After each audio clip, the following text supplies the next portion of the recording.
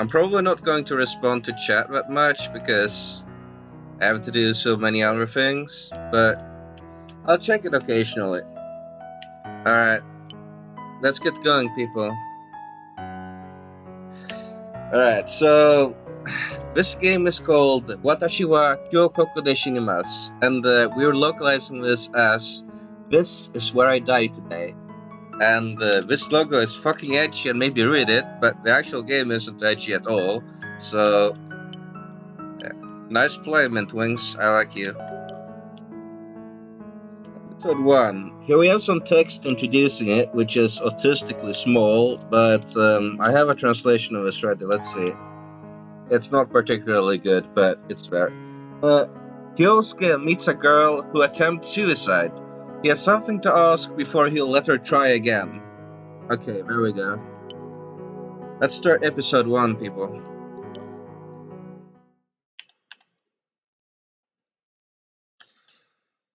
The girl who wanted to die. Living is hard, so I, Mishima.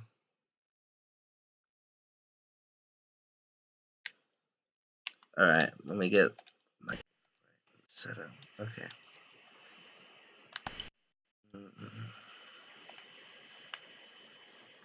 Your title is wrong though? But why? It's not. It's definitely correct. Okay, so. If you saw someone about to take their life, what would you do? I could probably come up with some good answers to ask questions if I tried. But back then, I had neither the time nor the composure for idle philosophy. Try to drown yourself, huh? I look at the girl resting limply in my arms. Face innocent as a newborn babe's.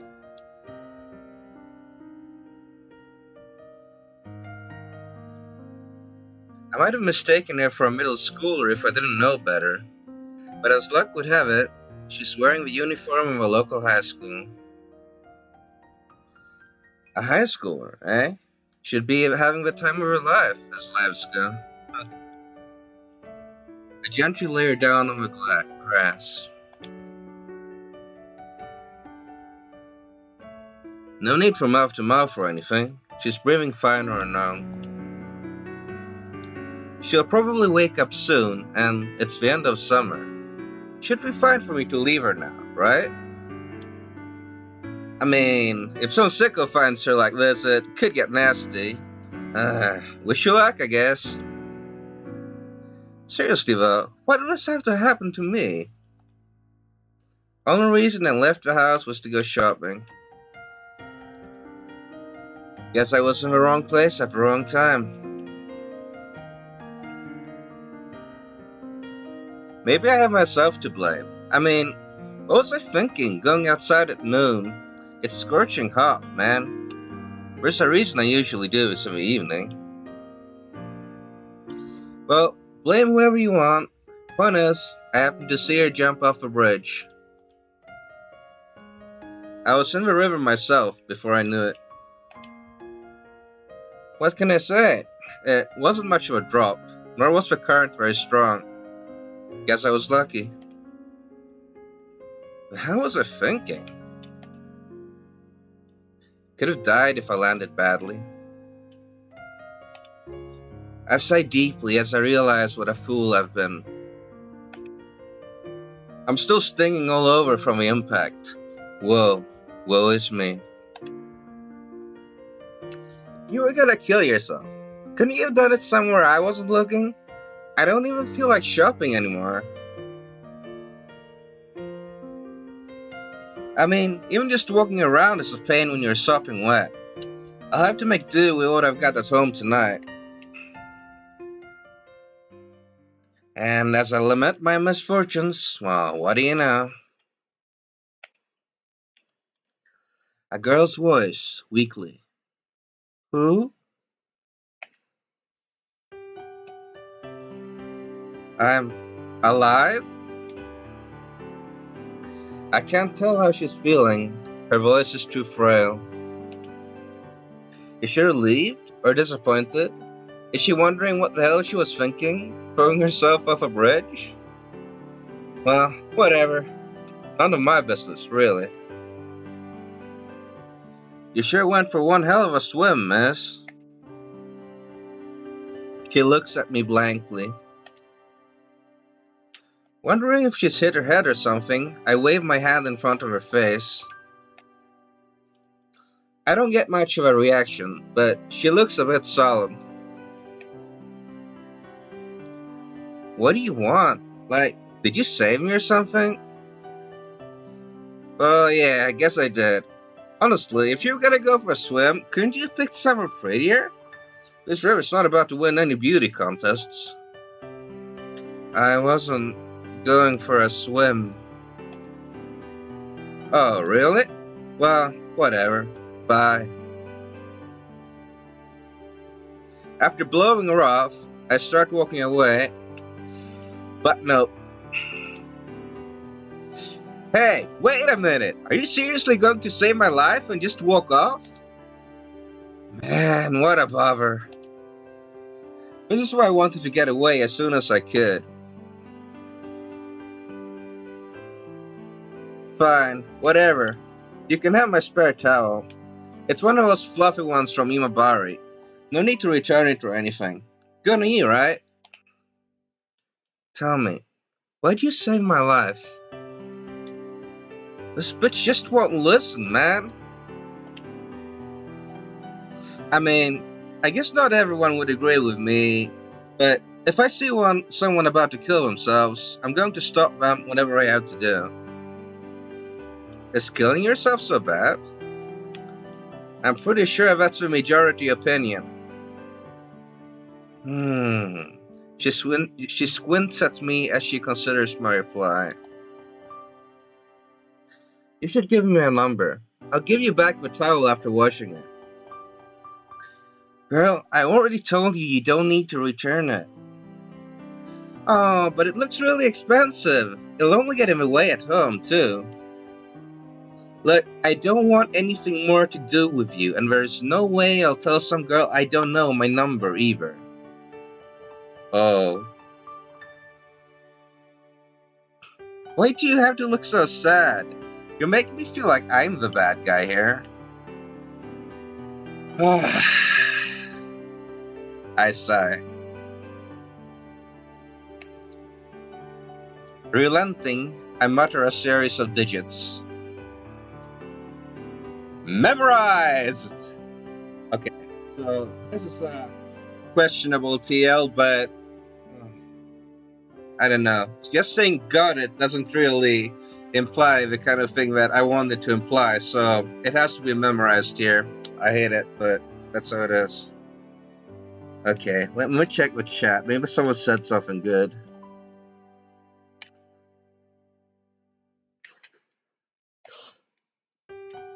Okay, nobody said anything good except nice things to me, which are nice, so okay. Alright, let's begin again. Are you shitting me? So will you let me go home now? You should probably get home quickly too. Walking around looking like that, who knows what'll happen? Won't you tell me your name? Could you please tell me why you literally only ever listen to what you want to hear first? Dots. I'm Haibara Kyosuke. By the way, this is Kyosuke. But still, now I'm here. I didn't say it because, I don't know, it didn't feel right. And I gave it to her anyway.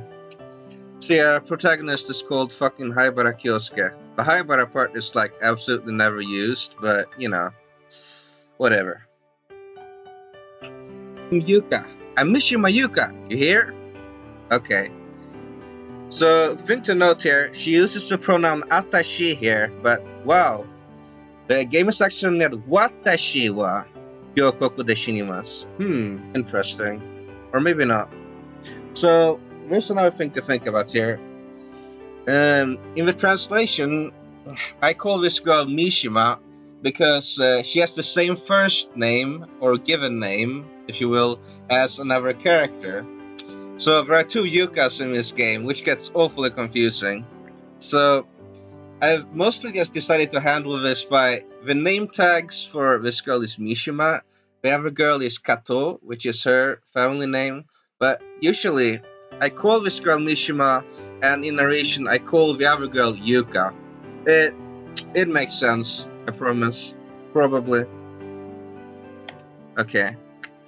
And he responds with dots, because he's that kind of guy.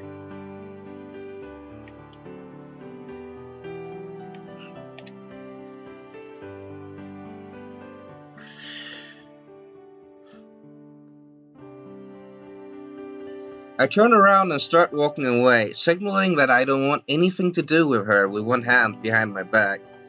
This is a fucking annoying one to tell. Can you believe this girl was actually trying to kill herself? If you told me this was all an accident, that all she'd wanted was to take a dip in the river, I'd find it hard not to believe you. Because all she looked like to me was a cheerful high school girl.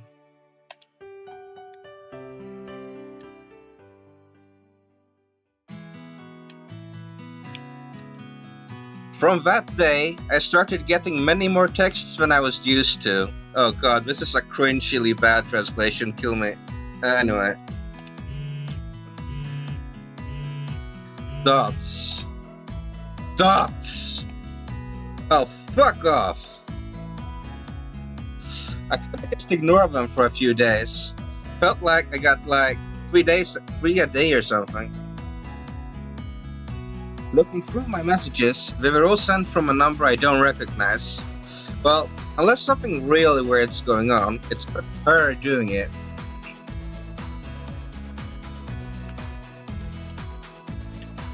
I never thought she'd actually remember my phone number. High school girls are fucking scary. Okay, let me lower the music a bit again. This is so fucking loud for me. Okay, now I can hear myself. God. I looked at my phone again and come on! Give me a fucking break! I take the call and roar into the microphone. She flinches away on her end. How does she know that? I don't know, it's the magic of fucking Japanese writers who are not good at some things, okay? You don't have to scream at me! I'm just trying to be nice and give back your towel and this is how you treat me? And why did you call me before anyway? If there's anyone entitled to be snippy here, it's me, my lady. Yeah, sorry. So hurry up and bring me the damn towel then. Maybe I can finally put an end to this weird relationship, I think to myself as I agree to see her again. You're allowed to dodge any other further sports of bother. Can you meet me at Y Station tomorrow? I'll go over right after school, so don't be late on me. Alright, just please don't jump in the rivers on the way there, okay? She gives me a sure seems like some kind of bimbo. Seriously, what's wrong with her?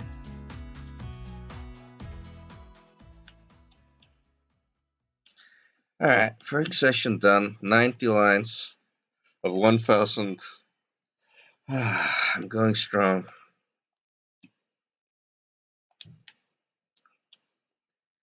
Kyosuke says, well? Mishima says, well, what? You gave me back the towel earlier. Yeah. So, can you please tell me... Take a moment to guess where we're having this conversation, dear viewer. And the answer is... Why are you here in front of where I live? I live in a studio apartment in this 2-story apartment building. I went home after picking up the towel. I decide to step out again, but as I'm leaving the apartment proper, I decided, what the fuck did I do with tons of this, or whatever. So I went home, and when I steps out, and I noticed a certain lady waiting outside. Getting the towel back went smoothly, but it looks like she shadowed me home in an exchange. Is she some kind of stalker? Fuck, I can practically hear her sharpening the knives. But I told you I wanted to talk to you again for a bit, didn't I? I categorically refuse. Now, get lost. Turning it down seemed to lower her verve by approximately 0%, and rather than shrink back, she strode up to me and blocked my path. I'm not moving till you let me in. God, she's annoying. Fuck, she's creeping me out too. It's like she's trying to press me into buying an expensive vase or some shit. Okay, I'm not going to give you a penny, you understand? If you're looking for that, go somewhere else. What? I'm not interested in your pyramid scheme or whatever else you're trying to sell me.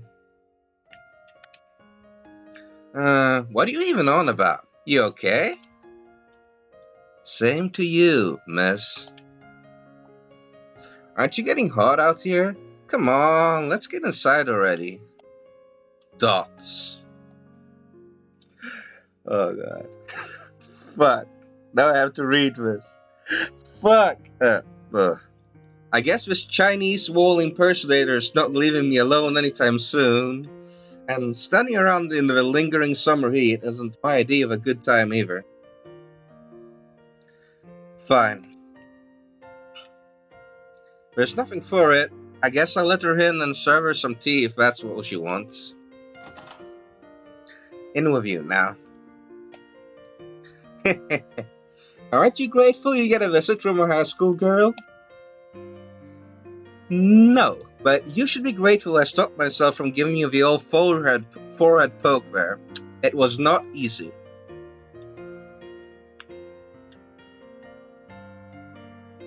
Whoa, it's so clean. I thought guys all lived in pigsties. Honestly, I think girls' rooms are dirtier most of the time. Hey, that's just you being biased, you know?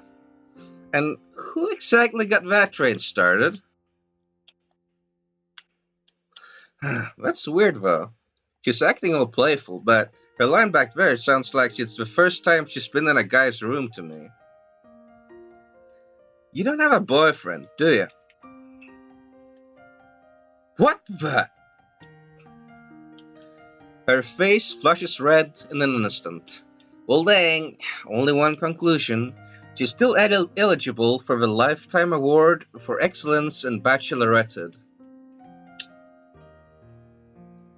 You know, I think I like her a bit more now.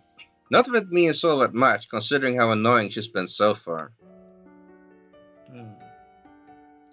Chinese wall impersonator. Okay, let me drink something. My throat is getting fucked already. Why am I drinking fucking Pepsi? That won't help. Oh well. We'll pretend it helps, despite the fact that it doesn't.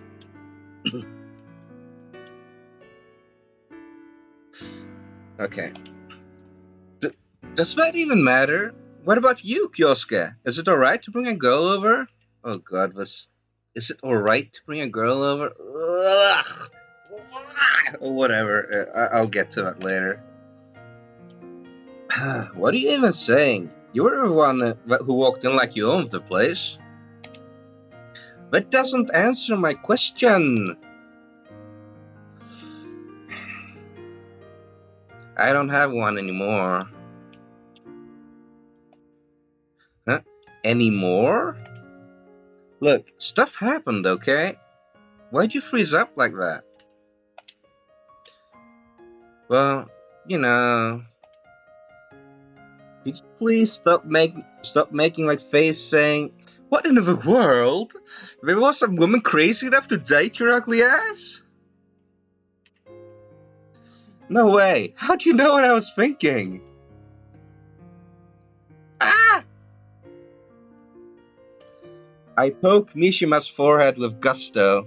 She raises both hands to her forehead and cowers backward. My bad. I just couldn't resist.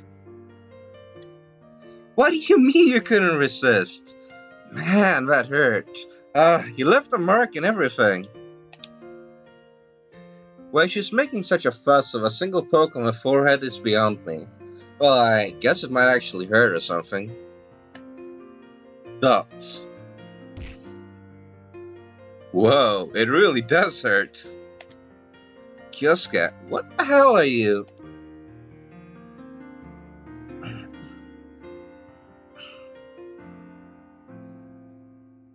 Hey, here's your tea, so drink up and get going already. I put 2 cups of barley tea on the table. Yeah, thanks. Dots.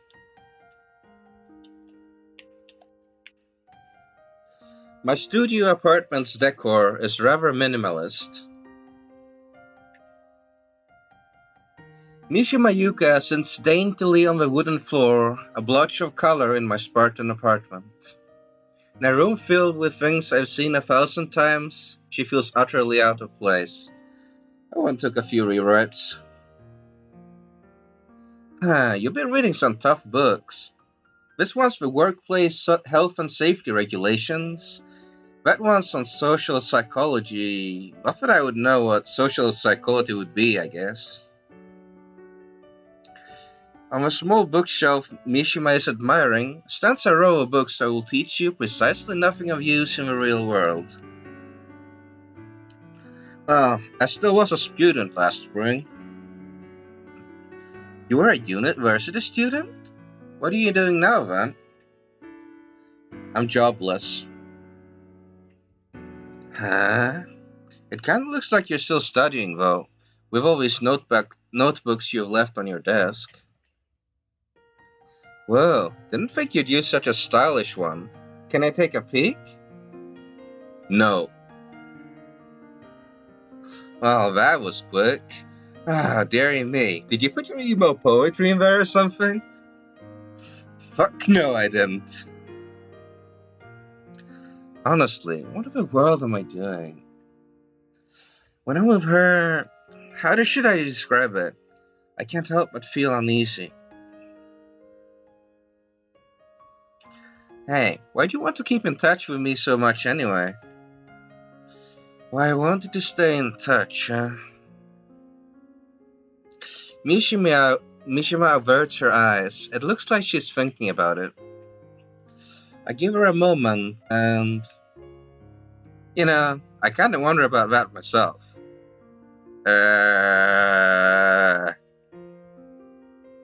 Crap, I sounded like an idiot, not just no. You kinda sparked my interest. Like, you rescued me, right? Told me about killing yourself a bad thing and all. Could you tell me why you think it's so bad? She sounds like a child asking her parents a question, frank and as earnest as could be.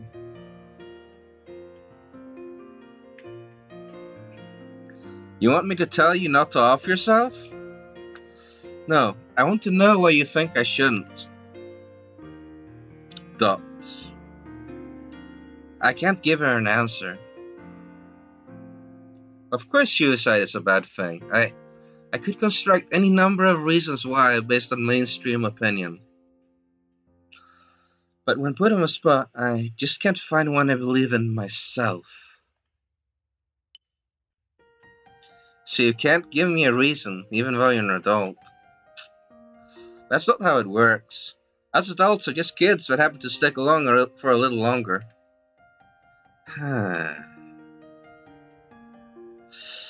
If I had to give you a reason, I'd say it's because I don't want to have nightmares. You wouldn't want to see someone die right in front of you either, would you? Yeah, that's why I stopped her. But if you don't think killing yourself is a bad thing, then go right ahead. Just don't give me your sob story. So you don't want to know why, huh? Well, I feel like you just tell me to suck it up, so I'm glad you're not asking. Nah, I wouldn't tell people just suck it up like that. Something that looks like no big deal to you could be bad enough for someone else to make them want to kill themselves. Huh. I mean, fuck. I don't even know you. You don't know me, huh? Hmm. Hey, I've been thinking about us humans. Why do we have to live with other people? If we lived alone, other people couldn't bring us pain. Well, there wouldn't be anyone to bring you pleasure either. Well, that's okay with me, really. As long as I don't have to suffer. You might think being alone is painful too sometimes, you know? Hmm. Well,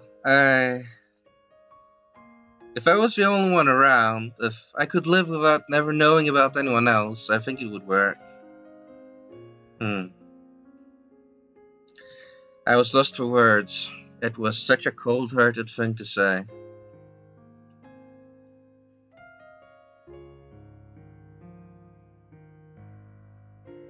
Well, I'll see you later. Well, I don't think we'll ever meet again.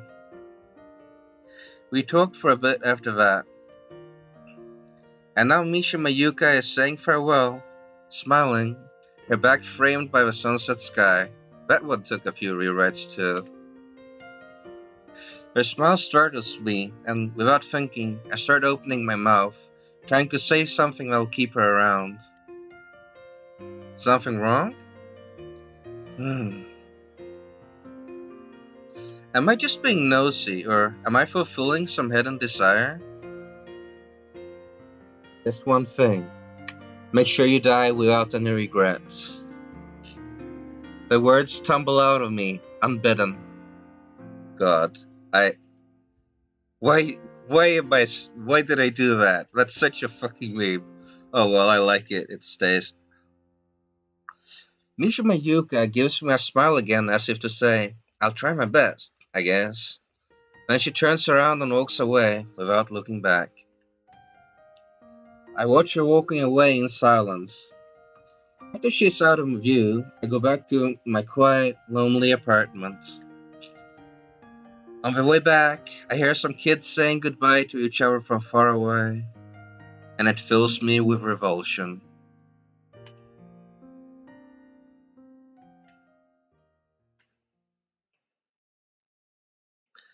Reunion. A strange relationship begins.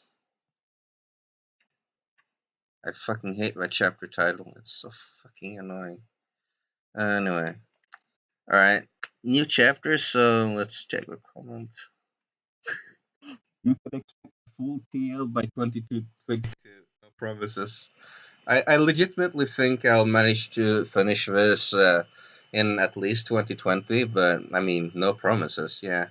It's 2,100. No, it's 2,265 lines, I think. Plus, you have to add some of the images to that, I guess, but it's not a super significant amount of lines there. Maybe like 40, I guess, total. Alright. I think I'm gonna take like a 1 minute break because I should get myself like an actual full glass of water rather than an empty glass of Pepsi. So, uh, yeah, I'm on break. See you soon.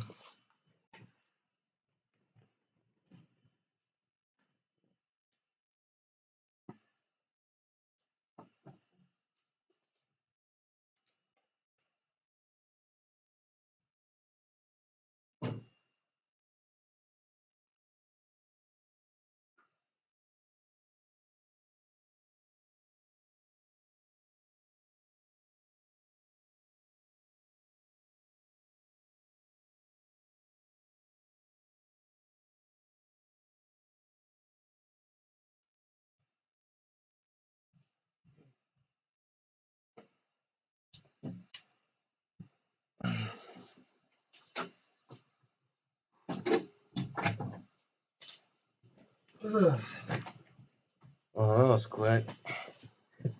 Full glass of water meets empty glass of Pepsi. Yeah, that's the theory.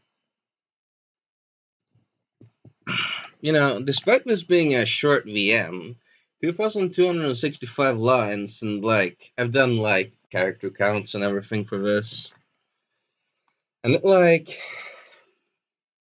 think it adds up to like at least 100 pages of light novel, something like that. Which I mean isn't amazingly long or anything, but it's a pretty significant amount of text to translate. Okay, important question from there is no sexu because this is an online chess game.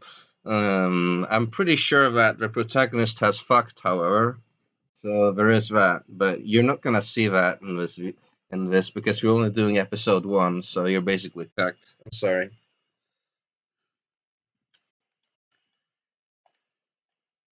Okay, let's see if anyone's saying anything.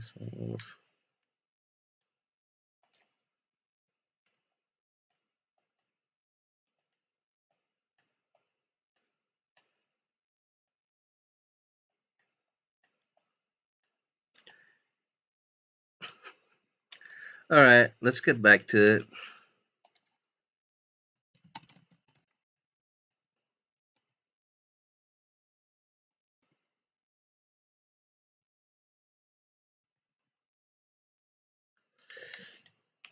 All right, get Matteo up. I'm basically reading Matteo from my translation tool, which is maybe why my cursor is doing weird things sometimes. You read so fast. I guess I kind of do. I wonder if I should read slower, but then this will take for more than forever, so I don't know.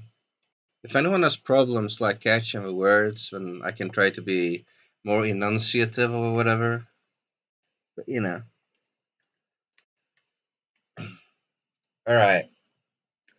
Well, I hope everyone's back because if not, then you suck and you will be. You will. Uh, I don't know the quote, but you'll die somehow. You will not survive the winter. Right, right. Okay, good. Alright, so new heroine, who this? 3 question marks. Nice. At least this isn't fucking she my soul where they like just have an empty name box and it looks fucking stupid. Thank God for the 3 question marks. Thank God. Kyo, oh, wake up, Kyo. Someone keeps calling me while I'm sleeping. Calling for me. Okay. Gee, Kyo, wake up. I slowly open my eyes. They feel heavy. I feel good, if tired. A pleasant calm envelops me. Oh, finally woke you up. Kato Yuka is looking down at me with a gentle smile on her lips. Okay, Kato Yuka. So yeah, this is the thing where this Yuka is different kanji than the Mishima Yuka kanji. So yeah, this girl I call Yuka in my TL mostly, but her name tag is Kato. It all makes sense, believe me. Okay. And it's absolutely adorable. When do you come round, Yuka? Oh yeah, come round apparently is not known to some Americans, but fuck them because this is a combined British and American English translation, and if you don't know both, then you should just kill yourself. Oh, just now actually. Jeez, why are you sleeping in the middle of the evening? Did you get a headache again? I look at my watch. It's 6 p.m. I must have fallen asleep right after I saw Mishima.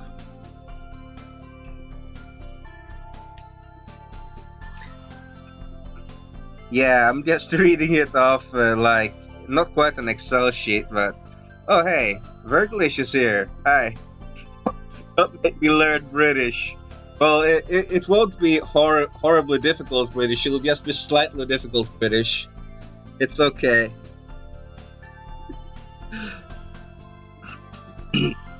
I do a few stretches when try to get up, but Yuka's sitting on top of me and she's having none of it. So, who was that girl? Dude, are you psychic? I swear to God, you just read my mind. Hey, wait a minute. Did you see her or what? Yeah, saw her coming out of your apartment when I was going in. And she was a high schooler too. And who was it that told me they just got here?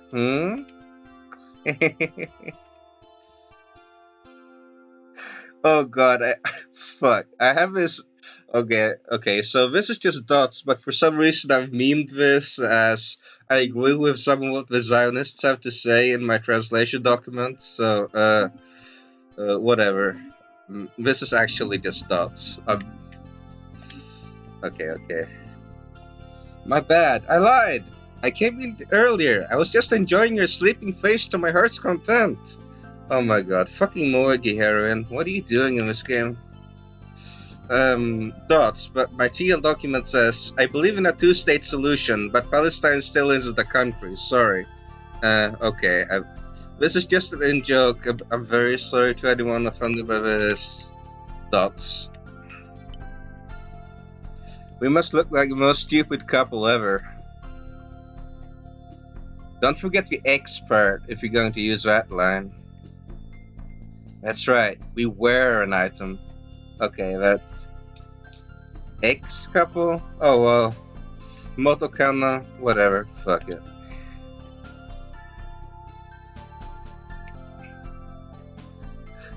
I met her on campus and we built a loving relationship bit by bit, but it wasn't to last. I mean, we still have something, but I'm not sure how to describe it. Well, if you're my ex, why are you so bothered about me having other girls around? Well, that's why I'm worried, really. You've got some rough spots, you know? What do you mean rough spots? Besides, I'm not into her anyway. Not like that. Are you sure? I nod. What do we talk about next? Time passes. And passes more. And finally passes so much, it passes out. No wait, that doesn't fucking make sense. Oh god, this one is written heavily. Okay. Listen in people, this is amazing. He's got the same first name as me and everything. It kind of feels like history is repeating itself or something. Oh god, that one took some tries.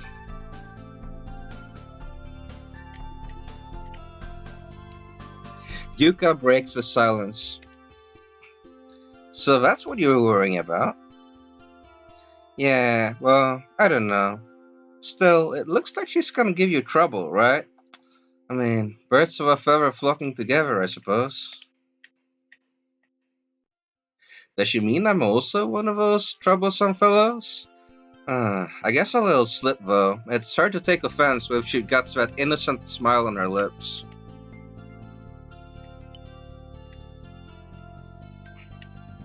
Oh god, I scrolled too far in the document. Okay. So she tried to kill herself and you stopped her, right? But you're not going to stop her from trying again. As long as she's not doing it where I can see her, sure. So, are you fine with her dying then? Well yeah, she is a stranger after all. I mean, I don't know what shit she's dealing with. Stopping her is not gonna do any good. Sometimes there's just no other way out. You liar. You're just trying to hide what you really feel again. I couldn't say anything back.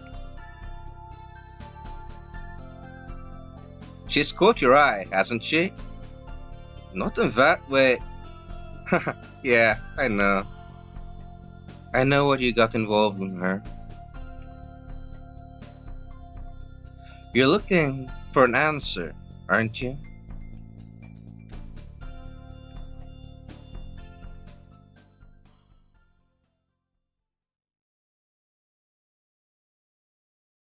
Again, ignore the edgy knife. This is not an edgy game.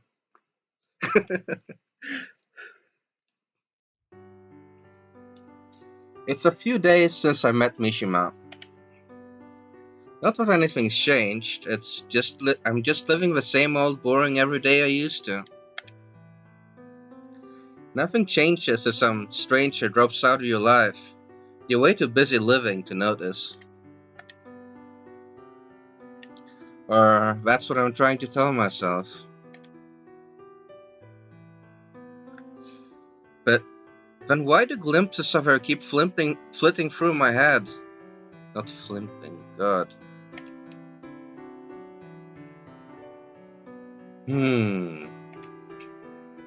I pull my phone out of my pocket, and I either do this deliberately and slowly, or I do this quickly because this adverb can be in both. Japanese is a shitty language. Next line.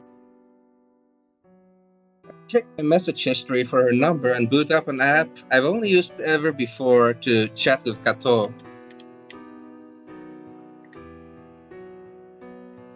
Oh yeah, this convo I have in another place. Oh yeah. Pull up a notepad document. Nice, nice.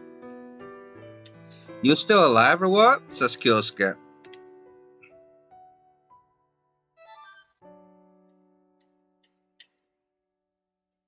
You surprised me, Kyosuke, says Mishima, and sends this crying cat emoji, which is... I do not know how to feel about it. But... Good dad. 1703. Mishima says, I cleaned my room and stuff. Felt like it'll be tough for people to do it after I died. Kyosuke, I see. So, did you find a way to die without leaving any regrets behind? Don't know. I don't think there's anything to regret, really. Can we meet again? Says Kyosuke.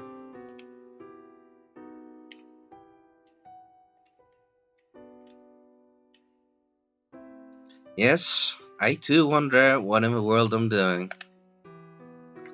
There must be something wrong with me. Why else would I be worried about some girl I barely know? This is Yuka's line from earlier, and it's quoted, and we see this because of his hollow fucking brackets. She's caught your eye, hasn't she? You're looking for an answer, aren't you? Dot. Mishima replies, and we arrange to meet at a nearby diner. By the way, this is technically Famires, which is waseego from family restaurant, but in general, I find that diner is probably the best way of doing it here. But it should be noted that this diner is not a dive; it's a fairly nice establishment. Something. Okay. Localization note over. But make no mistake, I am not a soft-hearted man. I don't want to help her for her own sake. I'm doing this for myself.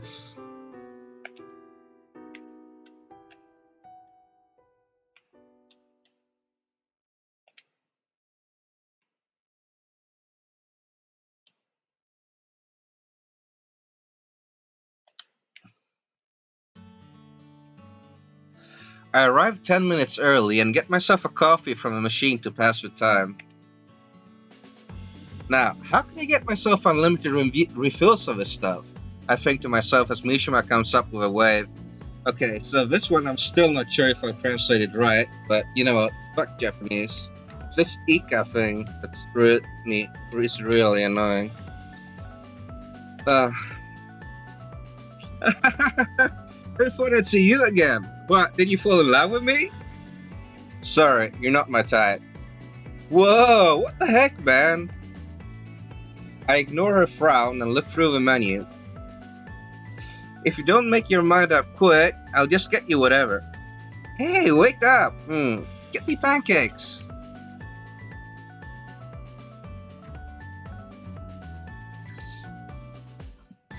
Yum! Musical noto. She's eating the pancakes with obvious delight, pieces cut small to match her delicate mouth. Oh wait. This is not actually that. I was going to change the TL of this, but I was too late. But she's like eating small pieces daintily, like in some kind of delicate manner, actually. Chima tabere. Very annoying, but okay, whatever. Well, I must admit that it's but my own opinion. She looks awfully happy right now. Anyways, I sure wasn't expecting a call. Why do you want to meet up, anyway? I guess I was just thinking about it. So you did fall in! Don't worry, I have no romantic interest in you whatsoever. Oh, come on, do you have to go that far? I don't think it does any good to give people false expectations. Holy God, you really have no chill. She drinks her iced tea in a single gulp, looking away sullenly.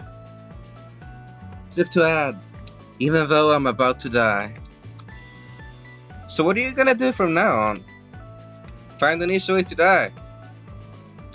Is this really the place for that conversation? I ask her in response. There is no easy way to die. You either hurt a lot or a long time. You should know after jumping into that river. Well, what if I jump in front of a train? You cause all kinds of trouble if you do that. Well, I heard the thing where they pay your family lots of money as restitution is fake. Really? But there's gotta be some way that doesn't cause trouble. Really, I just wanna die alone and in peace. Oh yeah, maybe I could jump off a building. They say you'd lose consciousness before you land, and it's not that much of a bother to others. Dude, you're missing the point. Someone's going to have to clean up after you go splat, and it's not going to be pretty. That one took a few rewordings. Mishima freezes as she hears my description. Guess she's picturing the scene. Dude, I'm eating here! Well, yeah, but you brought it up. Fuck, I'm getting a cold sweat here. I'm not good with this either. I feel sick. Well, I definitely can't do that kind of thing. Maybe something like charcoal suicide. So this is a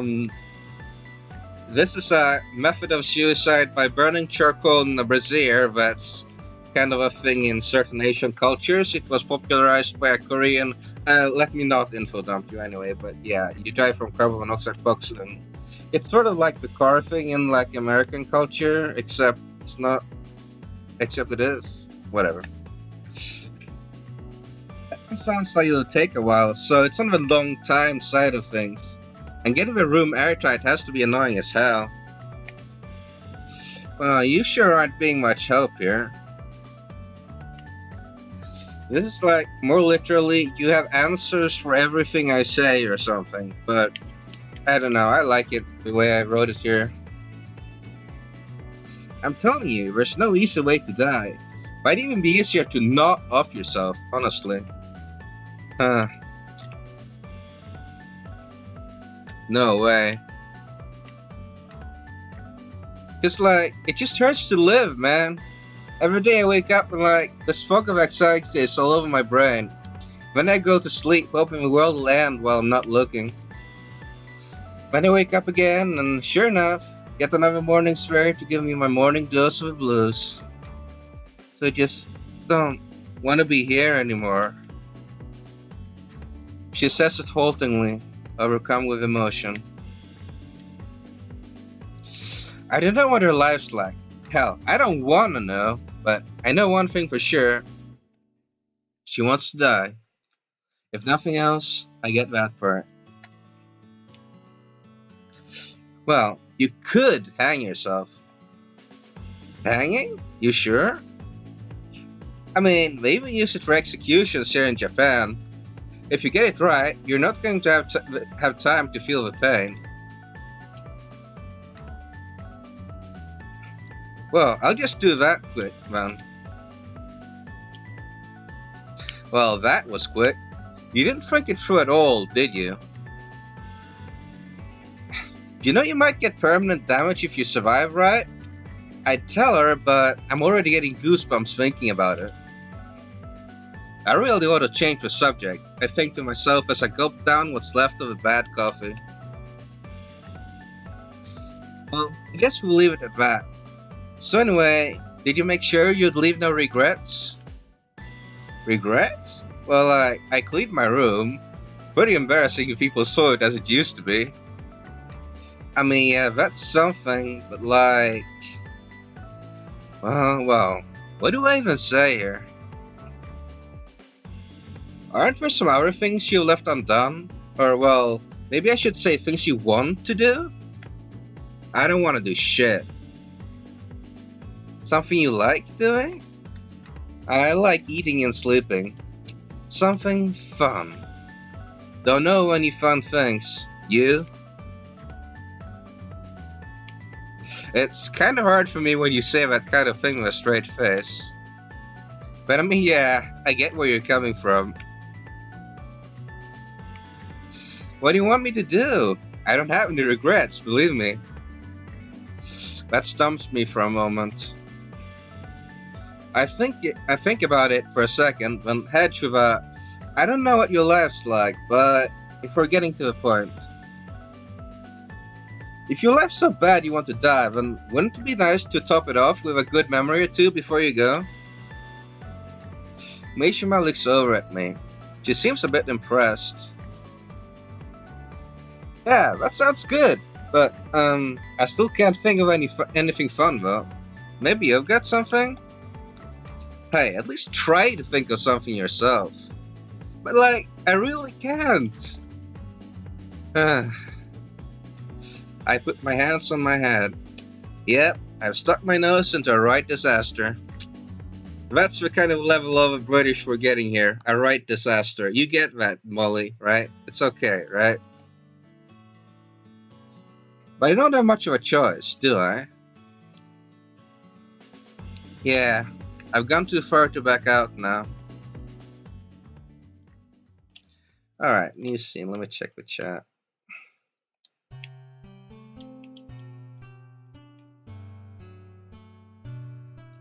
Imagine failing to kill yourself or being crippled forever.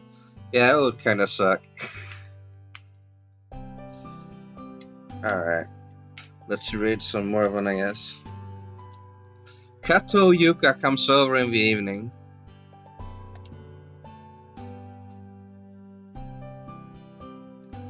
You know, something feels a bit off about you asking me for advice about this girl I know. But I guess it's alright. We broke up after all, she adds. Well, what do you want me to do? It's not like I've got anyone else to talk to about it. So, what was it again? Something fun to make a girl happy? I nod. Yuka says that she tilts her head to the side and starts thinking. A blush starts spreading across her cheeks, growing in intensity. She seems unsure whether to tell me what she's thought of or not. Oh, come on, just say it. Alright, I think that anything's fine as long as I'm with a guy I like. What a devilishly shrewd answer. Okay, so this Azatoi is fucking annoying.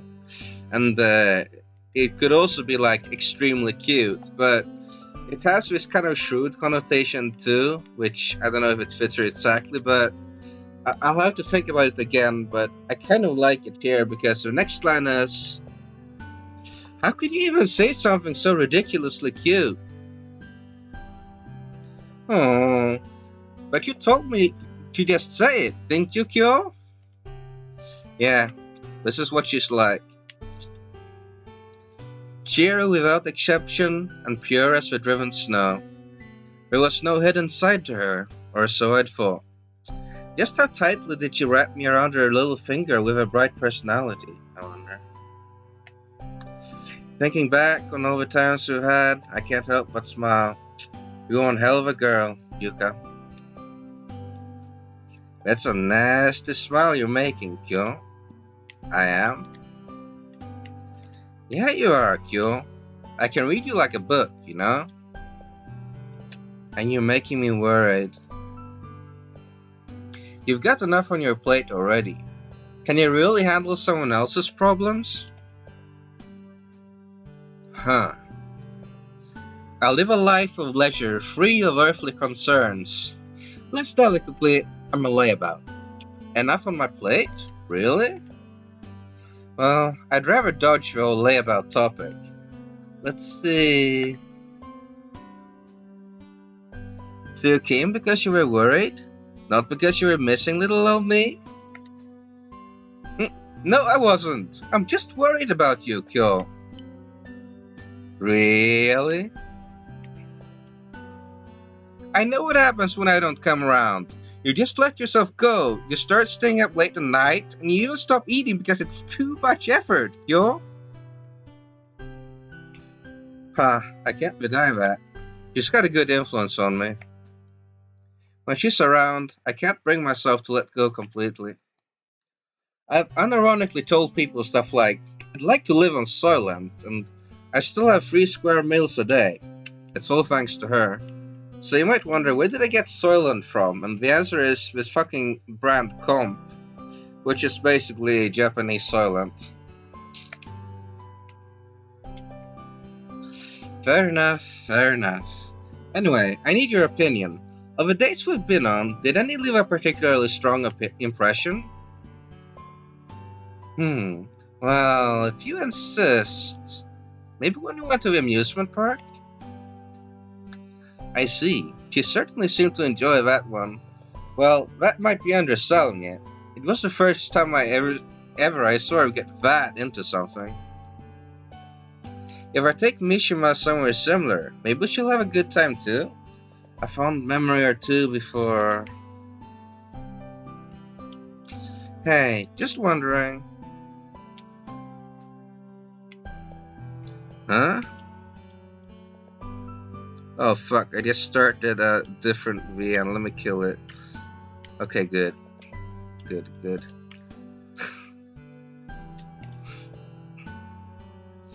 Are you going on a date with her? Can I call it a date? No, it doesn't feel like that. Totally not. Yep.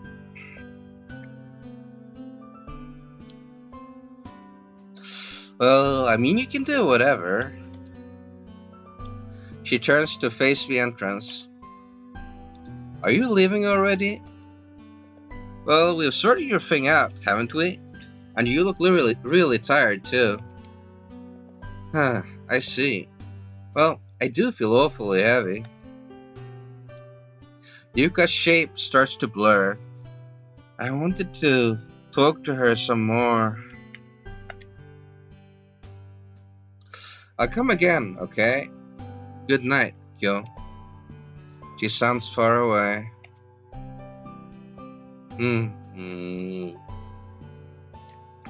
It would be great if you could find that answer, wouldn't it? Oh shit, this is a new chapter. Our first and last date.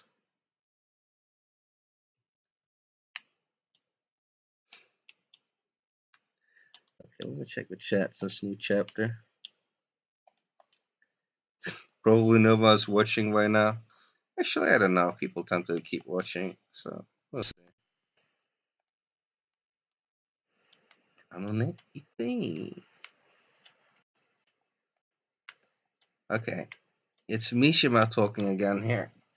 To ground you all. Can I say something? Sure. What is it? I can't believe it. Me and you at the amusement park? Seriously? I'm not dreaming, right? We're standing in front of a place, right? Oh, you got a manners, girl. Get a hold of yourself. Look. I point to the park's most famous attraction, its giant roller coaster. There's no doubt about it. We've come to a rambunctiously popular blank park. The blank is like a long blank line because I was memeing Jane Austen novels at the time. It makes total sense. Totally. This one is a bit annoying about the TL, but I think I have an okay interpretation. So yeah. You had to switch trains and all to get here, right? Oh yeah, I picked up our tickets at the convenience store already. Don't worry.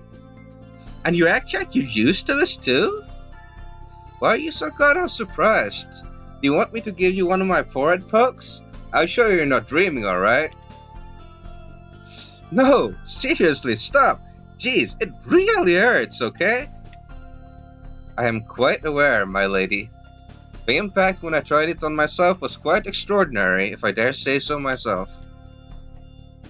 Man. Anyway, how much was it? I'll pay for my ticket, at least. This line is skipped in the translation because it's a worthless speech tag. Oh, come on, what kind of guy would let the woman pay?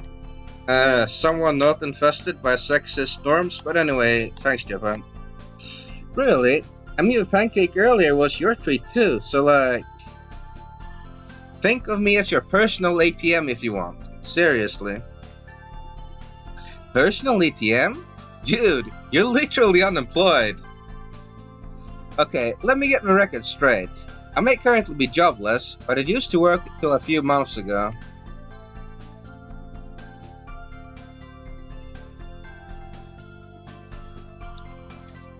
I expected there to be a crowd after seeing the ticket line, but man is the park packed with people. Looking around, I see families and couples all over. The girl I'm with, I barely even know though. Woo. Whoa. Man, how long has it been since I was to one of these things? Mishima's eyes open wide with excitement. Looks like she's having a good time. This is a kind of lie that a literal translator might meme up, because Kanshoku is kind of not really the first thing you'd think of for this if you just use edict, but it can just mean this. As for a brochure listing the attractions. So, which bus do you want to try? I ask her. Are there any you want to get on? Oh, she's taking that approach. Gets me all nostalgic, really. I used to play the same role back when I was with Kato. Well, more like, I used to do the same thing back when I was with Kato. Anyway, back to the present. Sure. The roller coaster's a big draw, so let's get to it while the line's still bearable.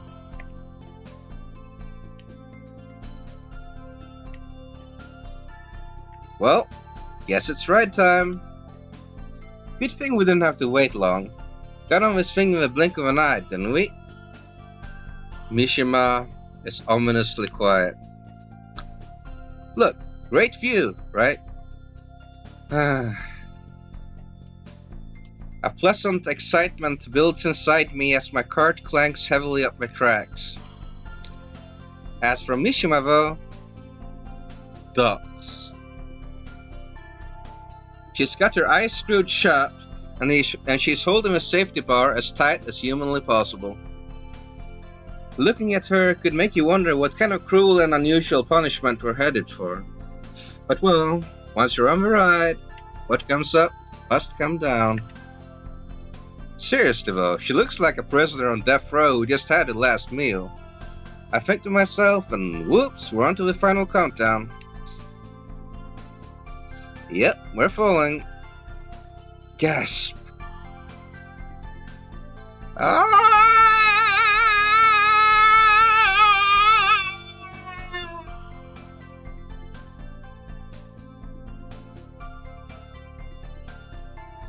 Dude, man. Dude, this was so scary!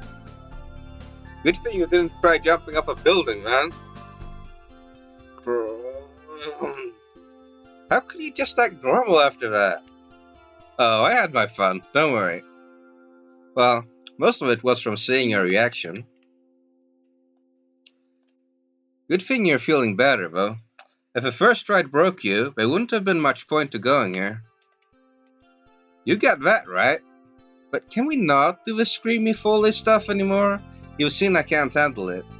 Screamy foley stuff is like Zekyoke. Which, well, it's a translation. I like it. Fuck you. Well, in that case, let's make our second ride the haunted house. It's one of the big ticket rides, just like the roller coaster. Time passing dots. More time passing dots. Time passing dots. Well, that didn't face you, huh? Yeah, I'm feeling pretty okay now. By the way, were we supposed to run when that thing came screaming at us from behind at the end? Well, I suppose the good ladies and gentlemen manning the place must have had some mixed feelings seeing us together. I think this is what it means, but this is a bit of an unclear line. Well, whatever.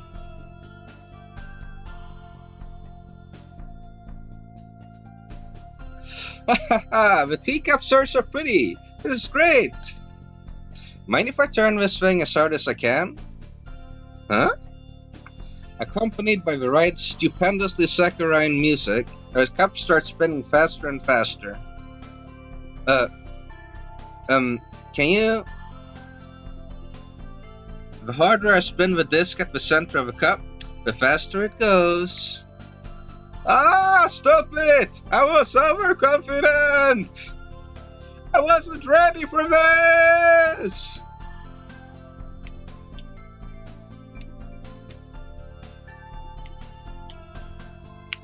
I feel like having a snack or two. How about an ice cream cone? I don't think you had it in you to mention something so sweet. I will poke you. I eat ice cream. Yes, very good suggestion. Capital ID.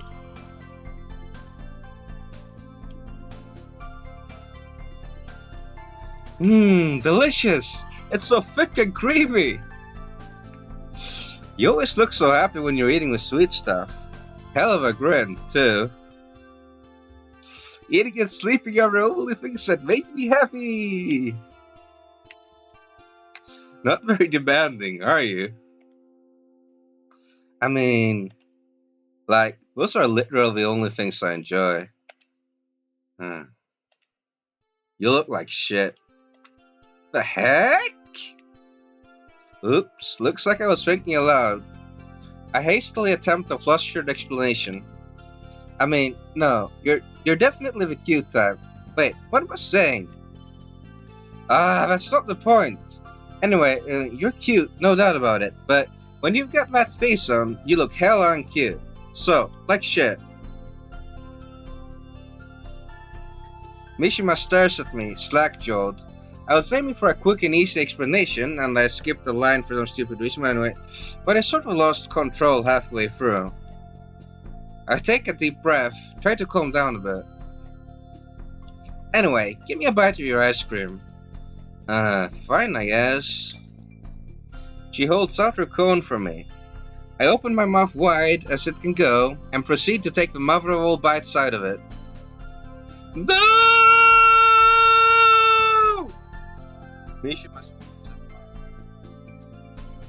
Hi.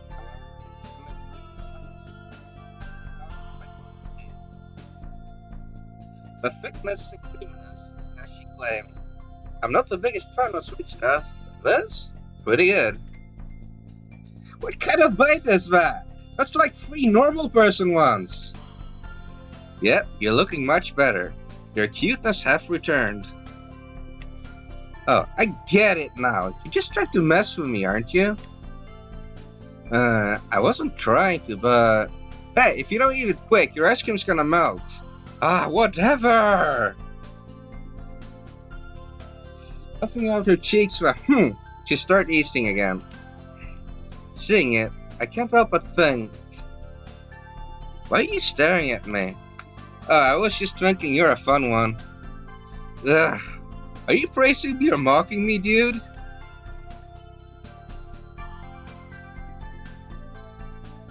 After that, we went to the go-kart, the merry-go-round, and all kinds of other entertaining attractions. It's gotten late, and dusk is drawing close. Okay, let me check the chat. Nope, nothing. Whatever happens, I'll stream this at least until the end of this chapter and probably this episode because reasons. Okay, let's see. そして、夕暮れのKazuki. Where is that? Okay. It's gotten late, and dusk is drawing close. Let's get on the Ferris wheel for our last ride, says Kyosuke. It's the usual pick to top off your visit, right? Now, a Ferris wheel brings quite the atmosphere. You're together, all alone in a cramped space, and you sit facing each other too. Were we lovers, it would be quite romantic indeed. Perhaps enough to share a kiss as our car reached the apex. Now, this is one that I localized in a sort of literal way, but it ends up in a kind of non-literal fun way. But I probably could have taken a different approach to this and just said that people looked small or like ants, but, well, this is what we ended up with. Okay. Huh. People sort of look like trash from up here. This is literally a thing that the Japanese say, and it's frankly shocking. Wow, you're right. They do look like garbage. But, well, I'm with this girl now. It's only natural it would all go to waste. Waste. Garbage. Trash. I'm a master punster. It's slow, but we're sure going upward. Whoa, we're so high. They say the top's like 60 meters up. Huh? Really? Dots. Yeah. Flashback time. So this is Yuka in the past, and we know it's in the past because it has hollow brackets. And Kato Yuka, to be specific. Hey Kyo, do you know? This Ferris wheel is 60 meters tall. It moves gently, taking 12 minutes to complete each lap. I remember Kato telling me about the wheel. She was the one in charge the last time I went here, when I went here with her. She'd gotten a guidebook and everything. Hyped herself before we even got here. Seeing her proudly acting the tour guide had been absolutely adorable. Absolutely adorable. Alright, we're starting with a roller coaster. It gets crowded in the afternoon, so let's go, go, go. Oh, the haunted house was as scary as everyone told me. If you hadn't been there, I wouldn't have been able to take it. I heard the ice cream here is great. I guess you'd like that one better. Dots. Mishima in the present. Kyosuke? I come back to the present with a start. Mishima's looking earnestly into my eyes. Anything the matter? Just getting a bit sentimental watching the sunset. Jeez, man. She laughs, and as I follow her lead, I laugh too. I laughed? Hey, did I just laugh?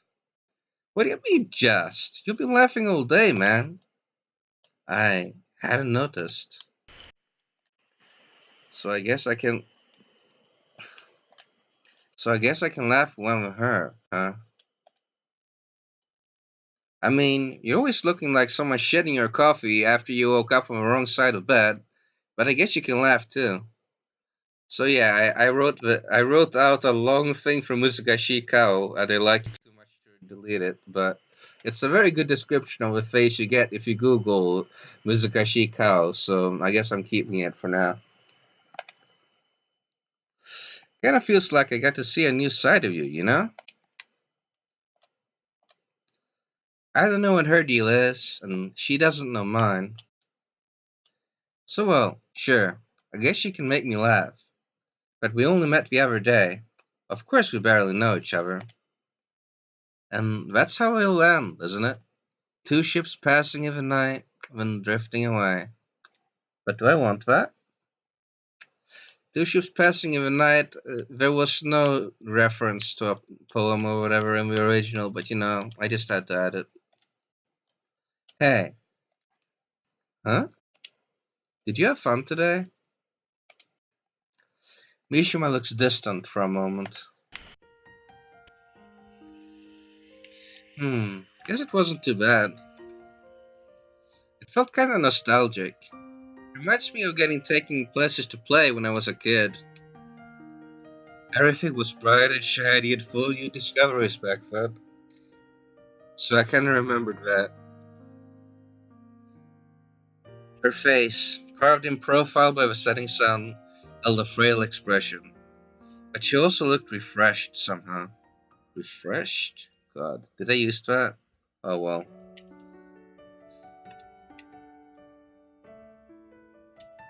Should look at that one again. Did you have fun then? Oh, did you have fun then? Yeah, it wasn't too bad for me either. Let me correct the TL here so it has an emphasis. Okay. Done. I borrow her way of saying it. That's how I feel. A brief silence. When Mishima speaks again, still looking into the distance. Technically the scenery outside, but I don't really get along with people. What a coincidence, eh? Me either. Yeah, you can be a real grump sometimes. Well, I'm not proud of it, but I didn't have a friend till I became an adult. I think actually I was didn't have a single friend at some point, but whatever. She looks a bit confused. She must be wondering how I got a girlfriend if I never had any friends before that. That's right, she was my first friend, and my first girlfriend, too. What actually happens? Whoa. Might sound like I made it up, but I'm for real. Dang, man. But I guess you're broken up now, so you're back to your lonely ways? Well, she's sort of still looking after me. Really? That feels a bit odd to me. You always seemed like you had your shit together. Nah, that's not what I'm like, really. So I look like I have my shit together, huh? Does she really think I'm the dependable type? I really don't fit that description. I don't fit it at all. Huh, really? But yeah. She nods to herself for a bit. It looks like she's assuring herself or something. I don't have any friends at school either. Thoughts. I listen to her in silence. I mean, nobody bullies me directly. We're not in elementary, you know? But the way they shut me out is just the same thing, really. I know you think I'm weird. They laugh at me for no reason, no matter how small. Then they talk shit about me behind my back. Whenever I try to talk to them, they get this, "Oh god, why do I have to talk to you?" reaction. What did I ever do to them, anyway? And all I wanted to do was get along with everyone. Honestly, I'm not sure I want to know. I have a bad feeling. It's like Kato said, it feels like history is repeating itself. So this is that line from earlier again. It had kabaru in it, which technically means overlap, but People overlapping sounds like absolute shite in English, so I had to rewrite it, and this is like a concession to that. And Mishima doesn't seem to be straying from a path. Well, sometimes you just don't get along with people. How was it in elementary? I had a few friends, I guess. Or well, come to think of it, did they consider me a friend? Thinking about it, they probably didn't. All they did was let me into the group. I mean, they never got in touch. But it looks like they get along fine without me. Hmm. Kinda makes me think of something. I feel like I'm cut off from the world that ever wanted it. Oh fuck. Emotional moment. Forgive me if I cry while reading this part. Um, I'm trying to stay cool here. Maybe I'd like it if it were true. To just fade away, become invisible. But well, I barely feel like I'm really here. I still am. Half real, half illusion. Dots. I remember. I remember what you said. Alright, so this is an art quote from earlier. Why do we have to live with other people? If we lived alone, other people couldn't bring us pain. Well, that's okay with me, really. As long as I don't have to suffer. If I was the only one around, if I could live without ever knowing about anyone else, I think it would work. So to sum it up, she's...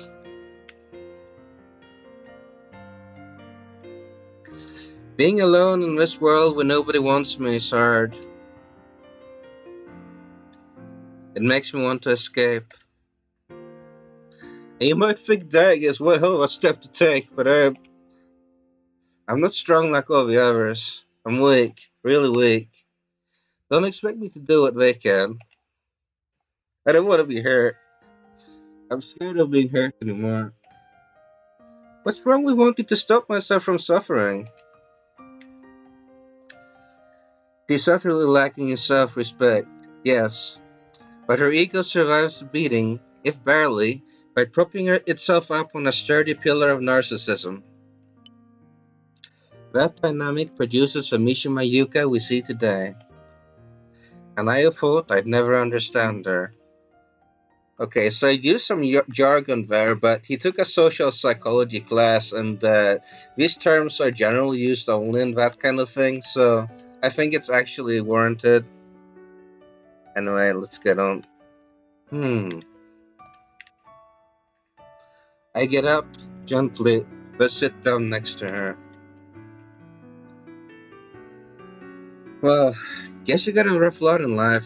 Some people just need more luck to find people they can get along with. Get, well, guess you got a rough lot in life. Some people just need more luck to find people they can get along with. I pop a hand down on her head. You don't sound very serious. That's just how life is. It's fucking unfair. Can't do shit about it. That's pretty hard to take. Hmm. Well, how do I continue from that? Hmm. I don't feel like I have any words of wisdom left to give. I decide to ask her what I'm wondering about up front. You told me you didn't want to talk about why you wanted to die, didn't you? Well, yeah, guess I did. I don't really get it, but I guess I'm okay telling it to you. Hmm. Nah, that's not right. I guess maybe I just wanted to tell someone after all. I wanted to tell someone who I really am. To have him understand me, if only a little. Didn't matter who. I see, I answer her. In the end, we were still strangers, in a way. Strangers and captions, fuck this strangers thing. We had little connection to each other, We were like two posters on an anonymous image board. But that distance let us speak as if we were talking to ourselves alone. That kind of definition of strangers. If she took her life, my daily routine would change not one whit. But still, I remember you. Huh?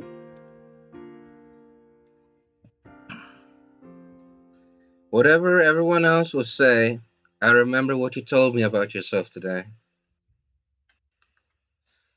I start roughly tussling her hair, feeling her little scalp. Hey, dude, I'm not a dog. Cut it out. Ah, my hair's a mess now. Your head's just the right size for a tussle, though.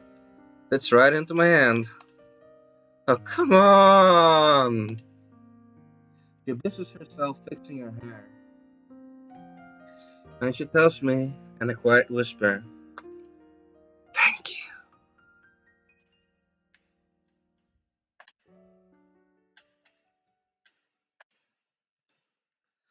A quiet resolution.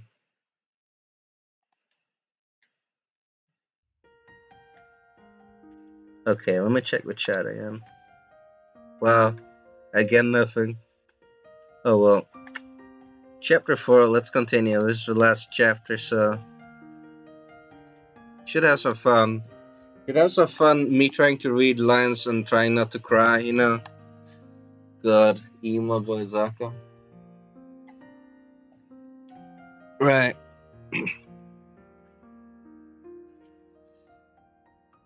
We've taken the bus to Aokigahara, a place known throughout Japan as a suicide spot.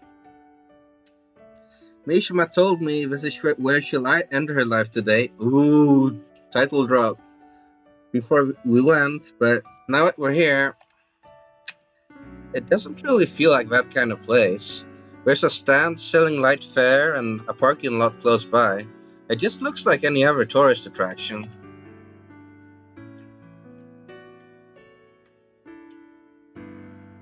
In the daylight at least, says Kyosuke. This just feels like a refreshing forest walk. I mutter my opinion of the place as I look upward. I see the sky in glimpses through the canopy. Well, who'd come here at dusk anyway? Can't be a lot of people, really. Make sure to turn back before the sun goes down. It's dangerous, fun. Some elderly ladies tell me in passing. Awkward. I guess you might be right. It's a bit dark here, even with the sun high in the sky. When night falls, there might be quite some trouble indeed. Do I have anything to light the way? I guess there's the pen light on my keychain. Does that still work? などと考えていると Fuck Japanese. Oh hey, I've heard about this. Your life is a precious gift given to you by your parents. Think again, calmly, of your parents, of your siblings. Think of your children. Don't keep your worries bottled up inside. Talk to someone.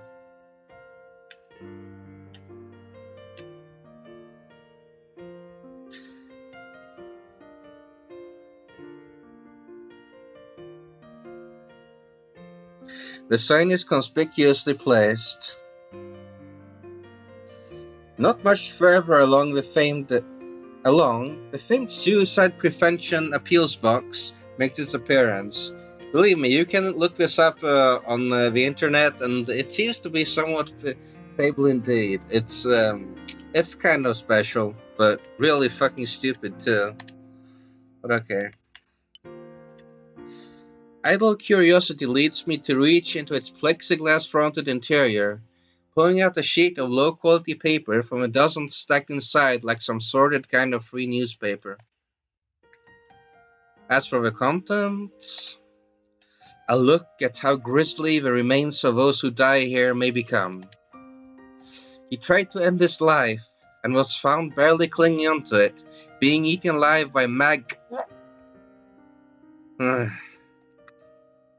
I had better stop.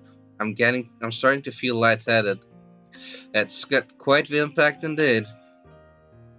Get behind me, Satan.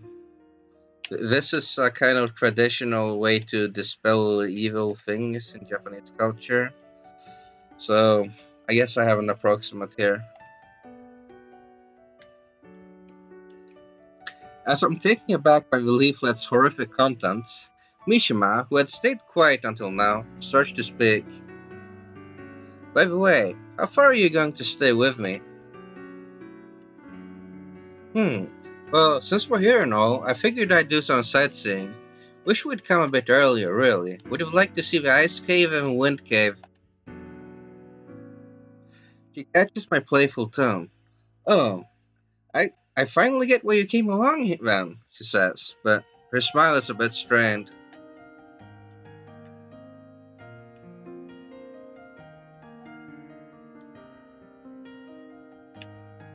The time for talking has come to an end, and we, still strangers of a kind, Mishima thought,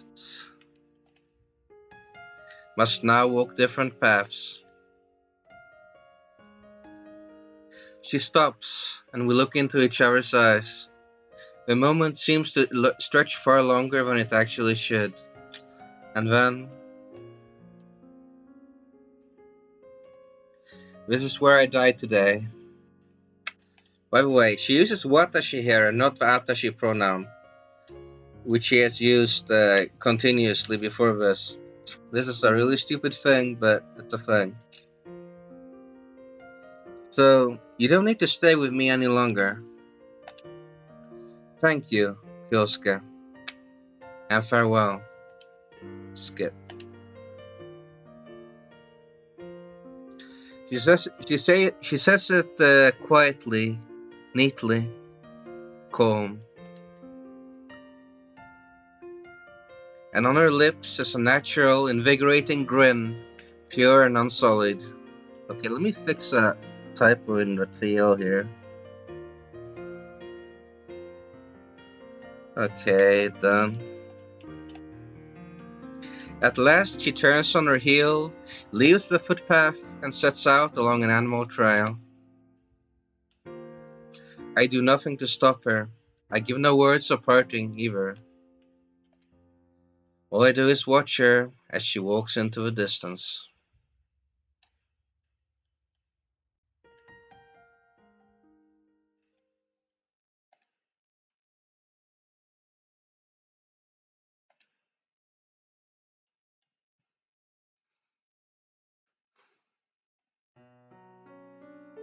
It sure is eerie and quiet. This place is creepy to the point of feeling unreal.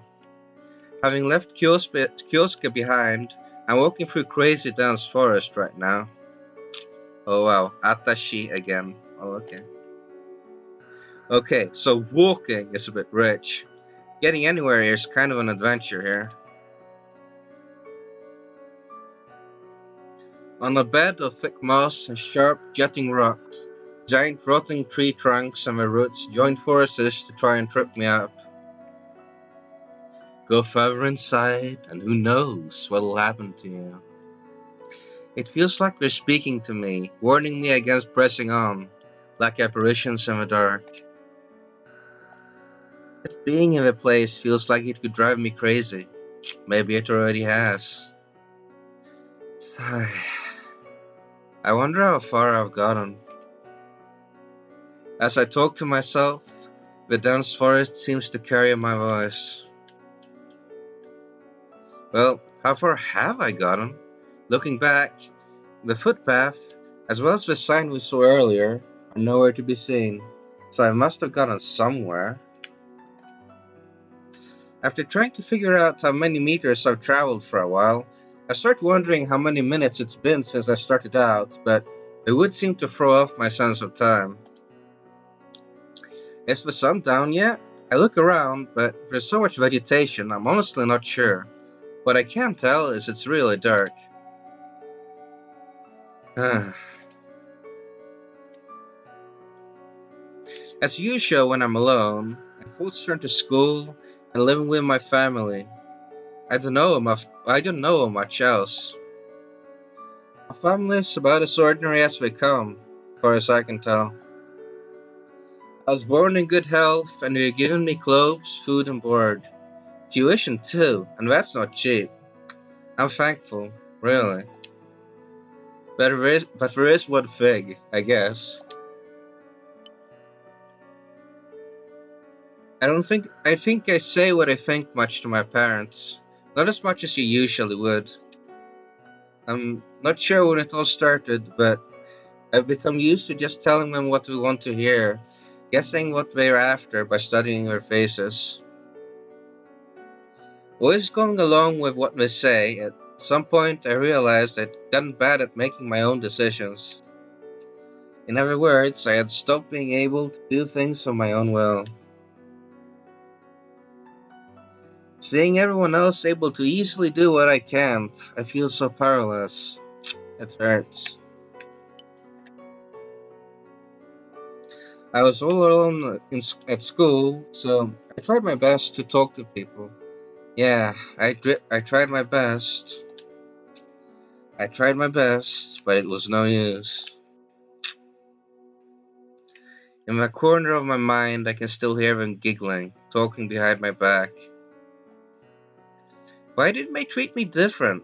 Just what did I do to let them single me out? Mom and Dad must have done something wrong raising me. Could I really lay the blame on someone else? Well, whoever's to blame, you still have to get through somehow. A different me speaks from within. Because we're in the same boat, it says. Because it's my life, too. In the end, my parents don't matter. In the end, I have to do something myself. But I can't do that. I'm too weak. I can't do anything. With no place to belong and nobody who wants me. What the hell am I supposed to do? I could do it if I were a normal person. Just carry on, keep positive, working hard on my problem. But I know painfully well how much of a passive, self-hating, scaredy cat I am. I know it all too well indeed. Being in this world is harsh when you're like me, isn't it? I wouldn't go as far as to wish I'd never been born, but I do feel like giving an apology. To who? Yeah, my parents, I guess. To my mother, who went through painful labor to have me and looked after me every day. To my father, who worked long into the night to raise our family by the sweat of his brow. Both of them worked so hard to fulfill their duty on raising me, but what did I do for them in return? I guess I want to tell them I'm sorry for being such a failure. But I've had enough. This is the first big decision I have ever made. The first and last act of rebellion my craven ass will ever carry out. It's about time. I think, as my eyes are caught by something. It's nothing strange to see, but that makes it all the stranger in this weird place. Yeah, it's nothing strange. There's just a slightly dirty shoe lying there on its side. Why would something like that be here? Did someone just happen to lose it here? No way, this isn't close to the main path. I'll make another discovery right after. There's a rope hanging down from one of the trees. I got a nice thick one and everything, but I guess a thin one would have done as well, huh? Wait a second. That means someone must have died here.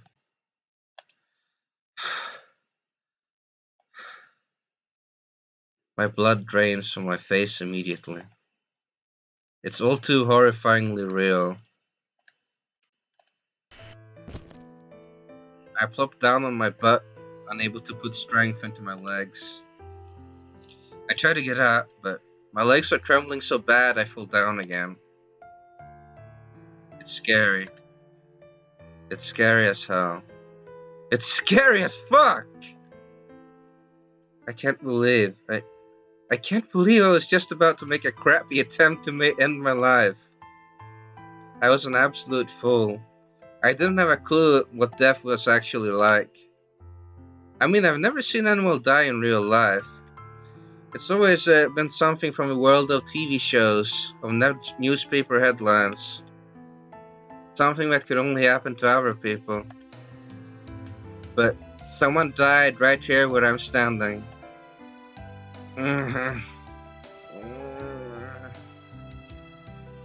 I look at my dim surroundings.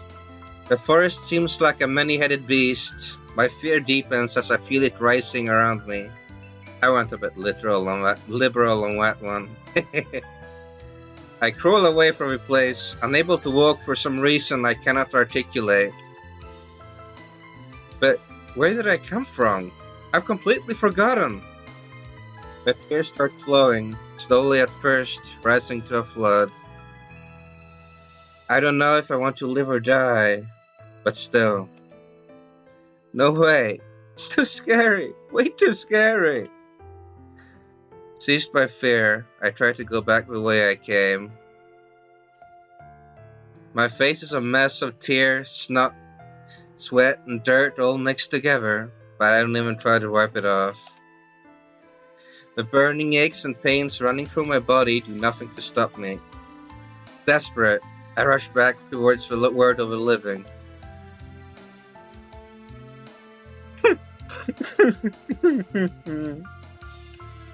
Everything's blurry through the tears. My hair and clothing cling to me with icky sweat, but I don't want to stay here for one more second. Man. I groan softly. How pathetic I must look. I'm a miserable wreck. My breathing's ragged, my ears are ringing, my body feels like not my own. Huh? An electronic noise breaks through the misery. Where's it coming from? It's coming from my smartphone. Oh, I remember. I've got a smartphone. I quickly pull it out to check.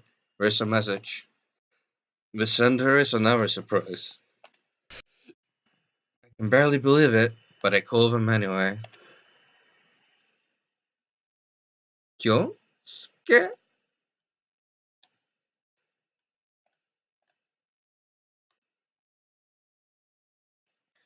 Alright, we're changing points of view here. And you will see this because there will be hollow quote brackets around this line. Nishiwa. Kyou Koko? A feeble voice reaches me through the receiver. So she's still alive, huh? Okay, let me check the chat. Yeah, nothing. Oh, who cares? Yo, Mishi, so are you gonna kill yourself, or do you call it quits? It doesn't seem like she's going to respond to my light-hearted greeting. Hey, can you hear me? Why did you send me this message? That doesn't really answer my question, but fair enough. Reason is simple. Conducting a survey. I really don't get you sometimes, Kyou. I would greatly appreciate your response. I quit. I couldn't do it. I kind of just get really scared at the end. I'm still really scared, actually. I give her an I see and reply. We parted around here, right? Leaving the footpath, I set out along the animal trail. So, you need help? I mean, yeah, you probably do. Huh? I figured you would, so I'm on my way to where you should be already. Sure, if contrary to belief I can't find her, I'll look absolutely pathetic. But well, she's pretty weak. She shouldn't have gone too far. Or so I pray. Anyway, just stay put and I'll get you. Okay, I'll stay here, but why aren't you on your way home, Kyosuke? I just went to the bus stop and when I checked the timetable, the last bus had already gone. So it's like, what do I do now? I figured I'd start by walking the same route I did earlier. When I happened to wonder how things had turned out for you while walking, you just happened to think of me. Pure accident, believe me. I walked ever so slowly along the trail, illuminating my surroundings with the light I bought. Gotta say though, the local government's really doing its best around here. I just had an old guy working for me start talking to me. Really? How do you deal with it? Put on my best straight face and told me I was here to enjoy the spiritual atmosphere. He was, somewhat taken aback. I'm not in the habit of regaling others with whoever comes to mind. I guess I'm trying to help her calm down. I keep chatting away at her until... Hey, I just saw a light nearby. Alright, which direction should I be going? Not that way. Yeah, that way. Just straight ahead. I follow Mishima's advice, and after advancing a short stretch, I find her at last. Kyosuke! And though she looks like she might fall at any moment, she makes her way. Scratch that, it seems like she is fated to fall after all. That big tree root in her path looks awfully guilty. The hell are you? Whoa. And so I too fall prey to the ravages of gravity. We must look like we're filming a slapstick comedy. I hastily fix my get-up when I make my way over to Mishima. I barely have time to react as she wraps me in a tight embrace, burying her face in my chest. Sniff. Sniff. Dots. She's crying like a baby, I think to myself, as I bring my arms around her trembling shoulders. Oh, you poor thing. You're dirty all over, aren't you? I pat her back as I speak. Oh, and you look like shit when you're crying. Damn. Here, this is how you look. I make a face of most exquisitely calibrated ugliness. Well, there's no way you can see it with her face in my chest. Huh? Pity. Oh, jeez, fine. Cry all you want. I promise not to look, okay? And don't worry about using my shirt as a hanky. I got this for cheap, and it's not exact high fashion, and it can take a lot of punishment. She doesn't reply. I can hear her sobbing quietly. Just how much fear and anxiety is she carrying on the most tiny shoulders? Thoughts. It must be a heavy load. Death is something anyone would be afraid of. Thoughts. It's alright. It's alright. I keep patting her back, tenderly, like were I comforting a little child.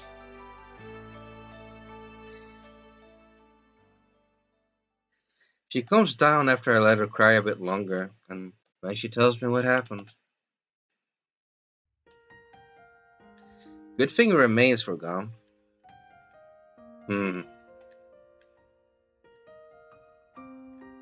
You're really reassuring, you know? Like, as soon as I saw you, I was so relieved, man. My pleasure. Oh yeah, how'd the phone work? The coverage isn't supposed to reach this far up, right? Maybe 20 years ago, sure.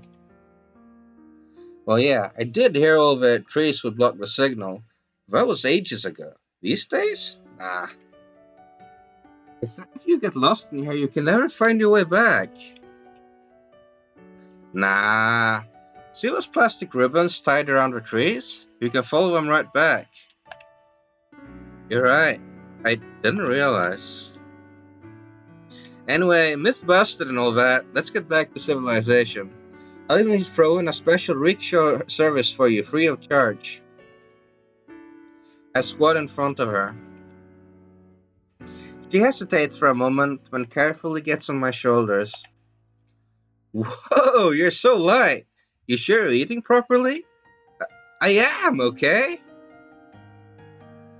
I start walking ahead, paying meticulous heed to the territory. Things can go pretty badly when you're carrying someone around. You better hold on tight, there's no seatbelt on this thing. Oh, and grab this light for me, will ya? Don't get any weird IDs, will ya?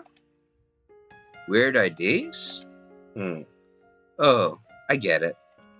She spent the last few minutes clinging for me for dear life, holding her life eyesight. Yeah, and now she's starting to feel self-conscious. Also, yeah. Don't worry, I'm not into girls your size. To be completely honest, I'm not sure if I could tell if they were touching me or not. Mind if I headbutt you? My apologies, lady. Please refrain. Thoughts. Anyway, relax. You've got nothing to worry about. Truth is, if a guy falls for you, he's not gonna give a shit about the size. Now what he would care about is whether or not you let him touch. Ow!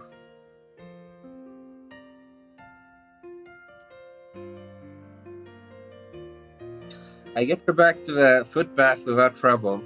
The thick gloom of a deep forest dissipates, and I feel like I've just awakened from a long dream.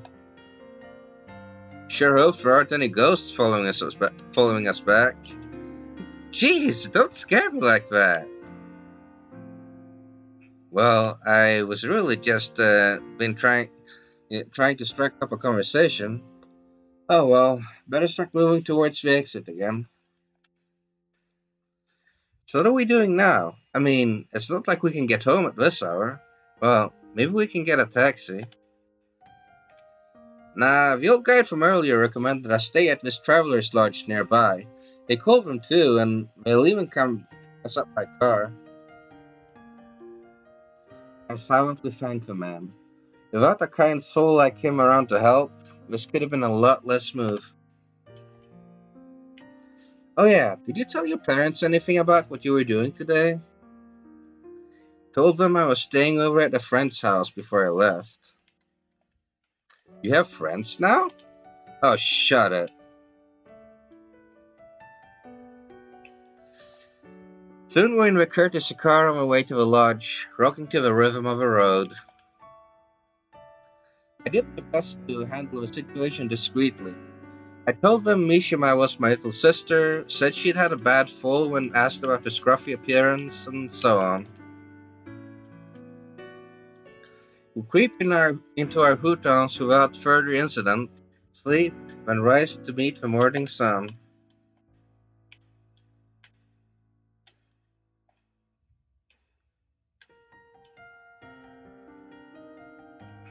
This is where I died today, she'd said. But that was yesterday. I wonder what she's thinking as she lives. Quite unlike what she had planned to see another day. As one would expect, however, I hesitate to ask her about it. All she does during the trip back is stare out the window, watching the scenery drift past.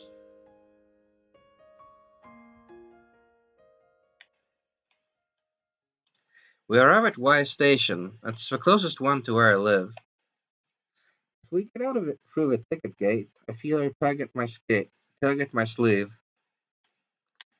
I don't want to go home. I don't want to go home. She says it in a low murmur.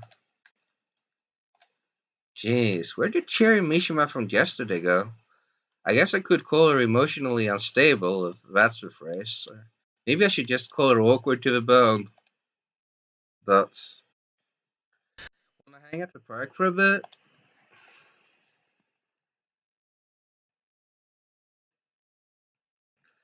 We sit down at a modest park in front of a station on a plain wooden bench. A silence passes between us, and then she begins to speak, quietly. Man, in the end, I couldn't even go through with it. I'm always doing this shit. I can never see things through. Skip. Jeez, why you bring this up again? It was scary as fuck, right? Shit you could do, man. I mean, yeah, but what the hell am I gonna do now?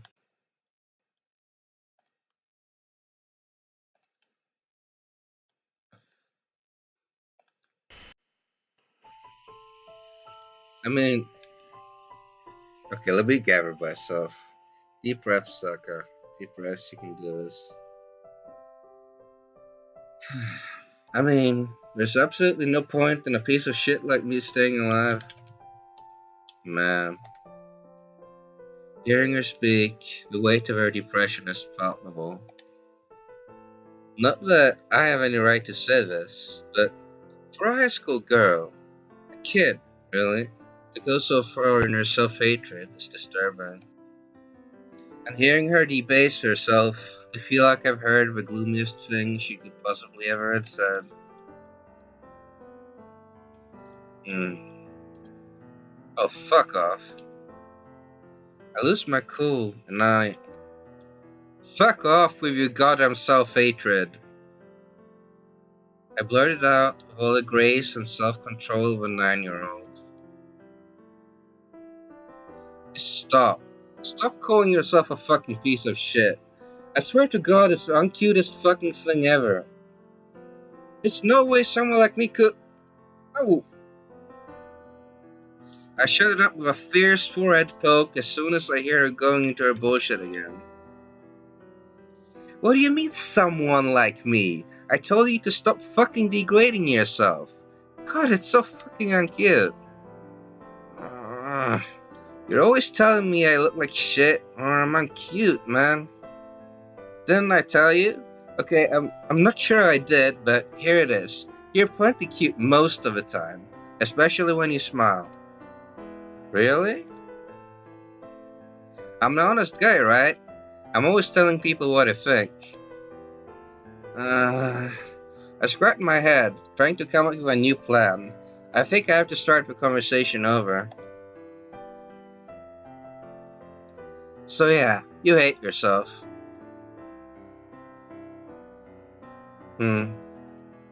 She looks a bit startled. I can tell that she's about ready to start crying, but I have to tell her this straight.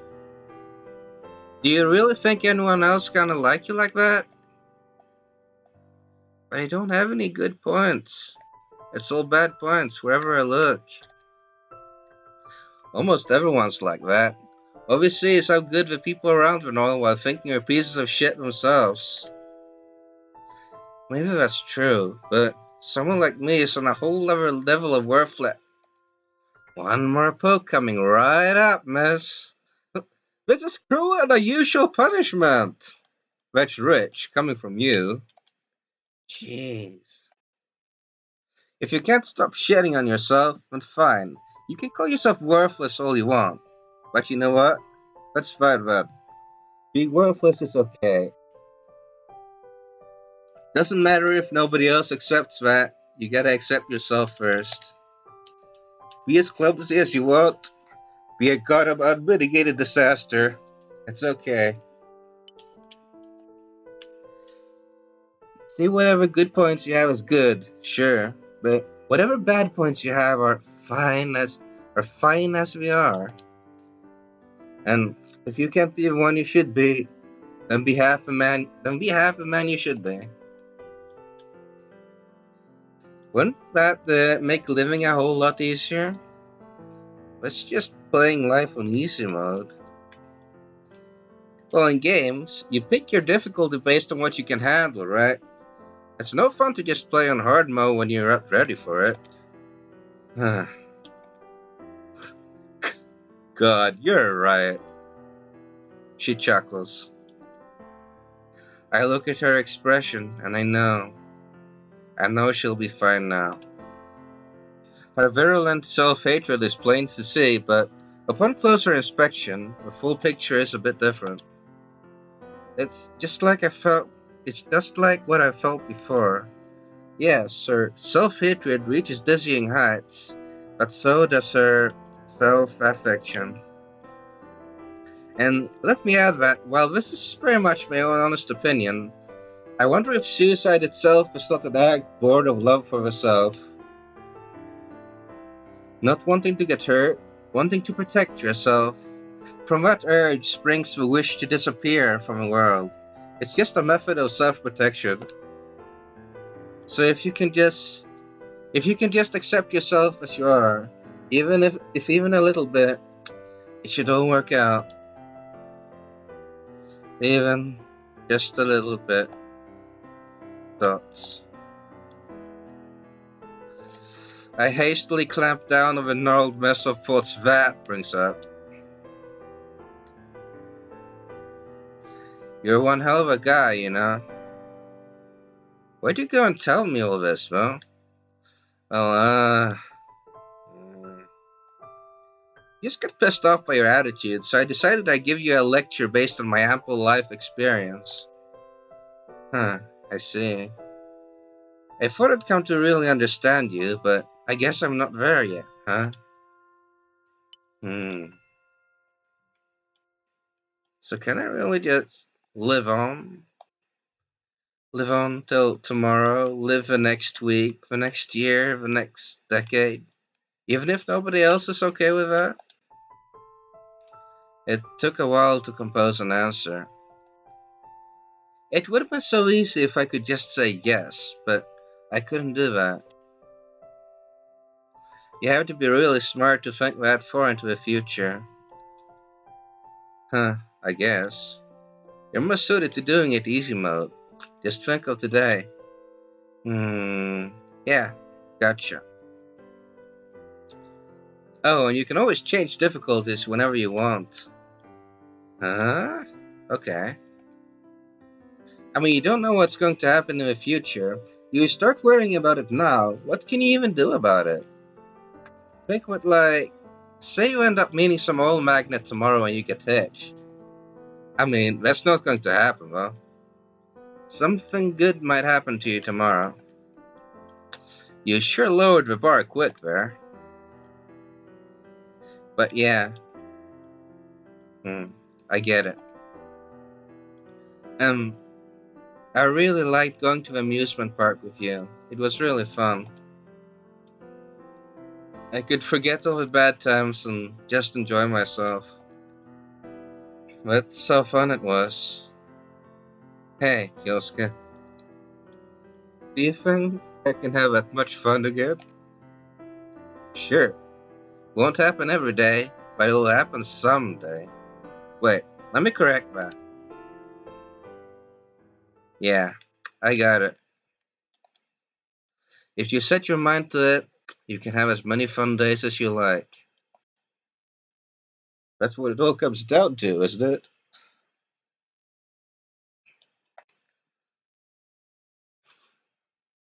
It's your life.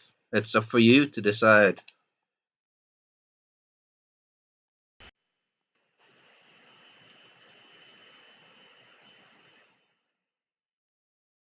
I,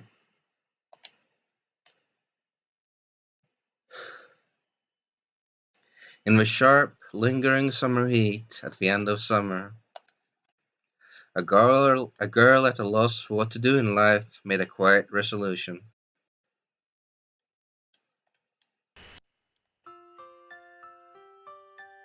Living is hard. That's why I decided to accept how I felt, accept myself as I am. Today, I say goodbye to the Mishima tapes herself. This is where she dies today. Tomorrow, I will be a new self. Tomorrow, I will be able to accept myself for who I really am, even if only a little.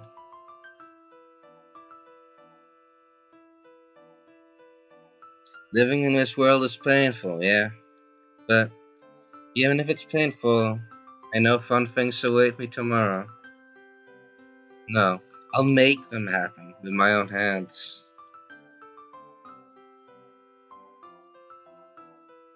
It's time for me to step forward into the first day of the rest of my life.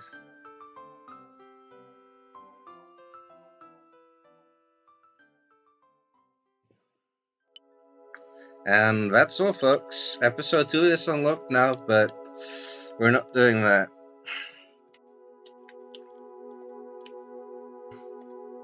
I hope someone watched the whole thing. Okay, I don't know if I can really do much commentary on this. I'll just say that episode 2 is also pretty good. And I guess the themes of episode 2 are kind of more complicated in a way and developed. But I still really like episode 1, and I think that if episode 1 kind of really doesn't click with you, then I don't think episode 2 will do that much for you either. But if this did feel like your kind of thing, then I think you'll really like the whole thing as well when I finally get a translation out. Anyway, it was fun doing this weird thing, and I hope you enjoyed this as well. And I guess this is where I end the stream today. Goodbye.